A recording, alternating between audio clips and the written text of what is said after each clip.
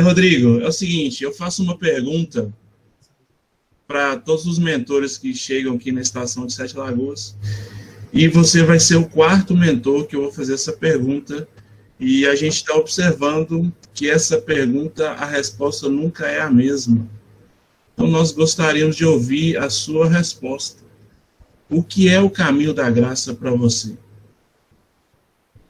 Bom, eu vou dividir essa resposta em duas, então, porque para mim o caminho da graça como movimento é aquilo que representa o meu movimento na vida. Então, o caminho da graça para mim é o movimento coletivo de comunidades em torno do Evangelho de Jesus, com os quais eu mais me identifico por causa da leveza, da simplicidade, da ausência de hierarquias de poder, da ausência de mecanismos religiosos, e isso para mim é uma grande alegria, conhecer um movimento que não tem nenhum tipo de surto pelo poder. Então, o movimento da Caminho da Graça, antes de tudo, é um movimento com o qual eu me identifico na vida. E o Caminho da Graça, como sendo o caminho de Jesus, para mim é a trilha de todo ser humano que de fato se diz seguidor de Jesus. O meu blog, inclusive, se chama Caminhante Aprendiz, inspirado, né, no nome Caminho da Graça, ou Caminho de Jesus, justamente porque eu gosto muito dessa metáfora em que todo mundo está em uma jornada. E todos os que são seguidores de Jesus estão na mesma jornada. Não importa em que parte da jornada estamos, mas cada um está em um momento da sua jornada. E uma das missões que a gente tem na vida, dentro do caminho da graça, é ajudar outros caminhantes. Porque de vez em quando um dos nossos irmãos fica sem fôlego, sem força para continuar caminhando. E aquele que tem força carrega nas costas aquele que não tem força. E aquele que está se sentindo cansado, tem sempre um irmão próximo dele para dar força, para oferecer o ombro, a ajuda, a mão. Então, o caminho da graça é uma jornada. Eu gosto muito dessa metáfora de Jesus, quando ele disse, eu sou o caminho, porque caminho é trilha, é movimento, é dinâmico, não é estático, não é parado, não é estagnado. Caminho é uma dinâmica de aprendizado sempre.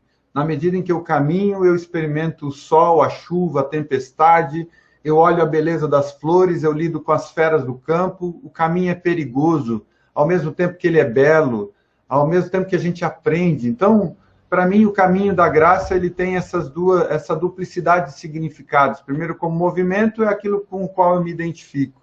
E segundo, como sendo o caminho de Jesus, é um caminho de altos e baixos, é um caminho de dificuldades, é um caminho de oásis, de tranquilidade. É paradoxal isso, mas é a realidade.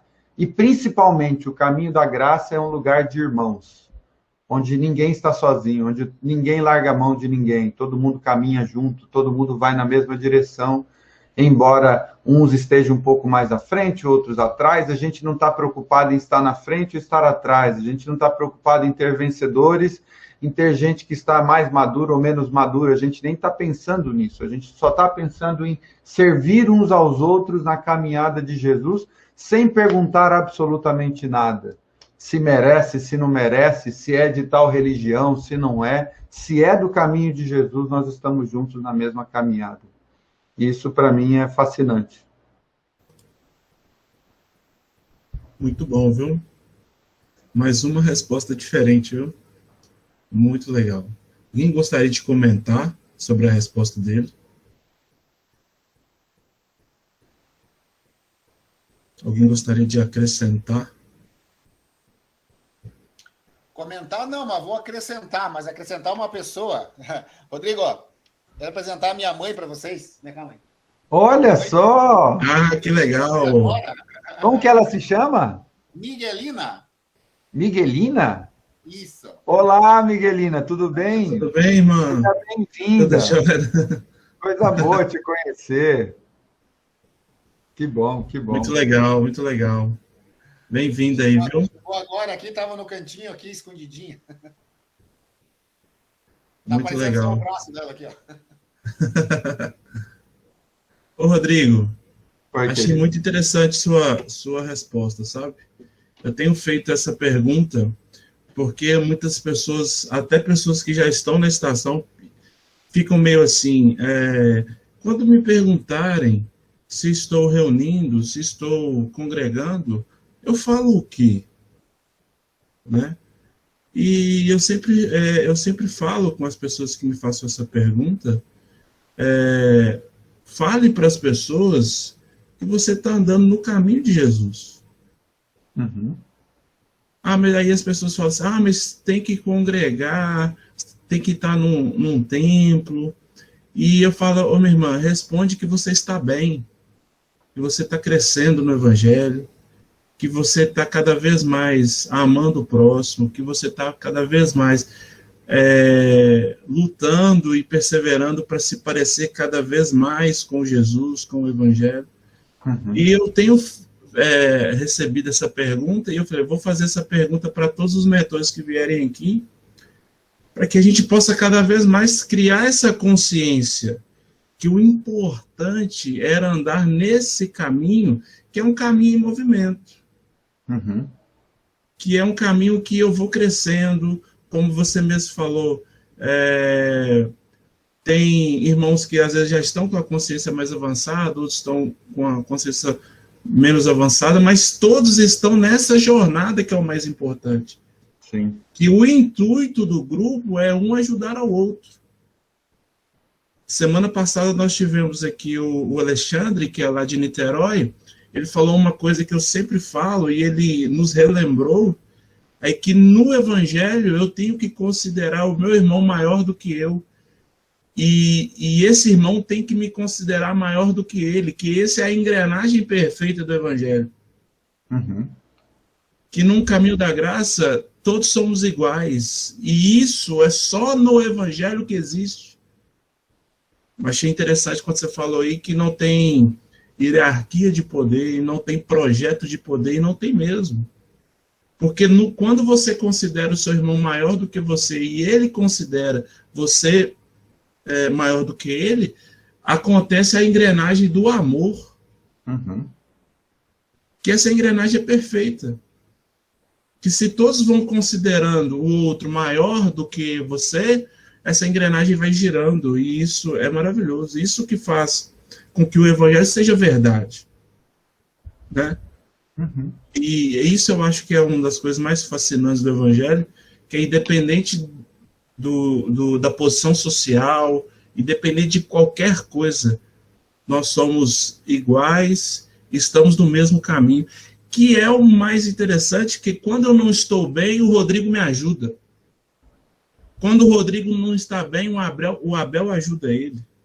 Quando eu não estou bem, o Humberto me ajuda. Quando o Humberto não está bem, o Humberto me ajuda. Né? E faz essa engrenagem girar. Quando a Márcia não está bem, a Marne ajuda, a Micaela. E eu estou dando exemplos dos irmãos que estão aqui, mas isso é na vida diária suas aí. Porque, irmãos, o Evangelho é para viver aí na vida suas, individual, aí no dia a dia. Né? É no seu trabalho, que é onde você talvez seja mais desafiado. É na relação com as pessoas, que é onde você é mais desafiado a exercer o Evangelho. Exercer o Evangelho, você dentro da sua casa, é muito fácil, não é, Rodrigo? Às vezes você mora sozinho, né? Ou é só mais um.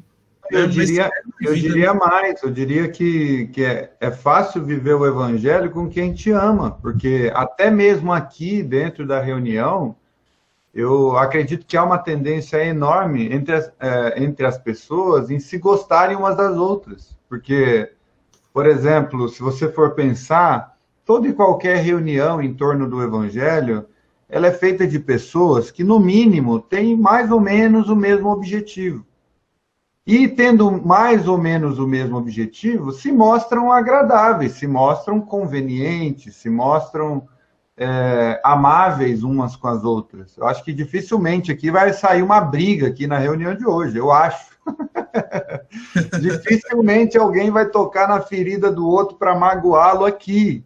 Então, essas realidades, elas acontecem no cotidiano, no trabalho, na competitividade da selva do mercado de trabalho, por exemplo. Então, o Evangelho é para se viver especialmente com essas situações do cotidiano, porque se a gente ama só quem nos ama, é muito fácil amar o Rubens, amar o Abel, a Grace, a Jaqueline, meu Deus do céu. Se eu não amá-los, eu seria o pior dos pecadores, porque eles não me fazem mal, eles só me fazem bem. Agora eu quero ver, amar aquele que pega, que toca na minha ferida, que pisa no meu calcanhar, aquele cara que quer me desmascarar, aquele cara que quer me envergonhar perante os outros. Esse é o desafio maior. Ser Jesus em situações assim é o convite do Evangelho, né? Com certeza. Eu falo uma coisa sempre, Rodrigo, que o meu próximo, ao mesmo tempo que ele pode ser a minha bênção, pode ser a coisa mais maravilhosa para a minha vida, o meu próximo também é meu desafio, né? Uhum. É o meu exercício, né? No Evangelho. Né? É isso. Com certeza. Portanto, que até quem nos faz mal, de alguma maneira, nos faz bem, viu? Porque quando alguém nos faz mal, é o momento de maturação, né? É um momento de exercício, né? Ok,